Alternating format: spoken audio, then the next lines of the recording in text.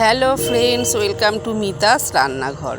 আজকের পর্বে থাকছে তেল আচারের একদম সহজ রেসিপি। কিভাবে সারা বছর এই আচার ভালো রাখবেন সেটাই আজ দেখাবো। চলুন শুরু করি।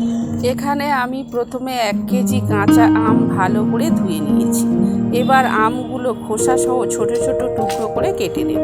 খোসা না ছাড়িয়ে আচার বানালে টুকরোগুলো বেশ শক্ত থাকে আর দেখতে ভালো লাগে।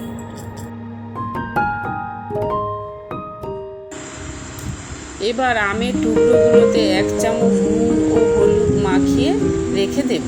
আম থেকে জল বেরিয়ে গেলে তা ফেলে দিয়ে একটি ফুটো থালায় করে কড়া রোদে শুকিয়ে নেব। এতে আচার অনেক দিন ভালো থাকবে। প্রথমে কড়াইয়ে 3টে শুকনো লঙ্কা হালকা ভেজে নেব।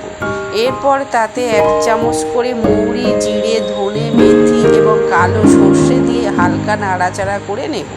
সুন্দর একটা গন্ধ বেরোলেই মশলাটা নামিয়ে গুঁড়ো করে নেব। এরপর আগে থেকে গুঁড়ো করে রাখা ভাজা মশলাটা আমের টুকরোগুলোর ওপর দিয়ে খুব ভালো করে মাখিয়ে নেব।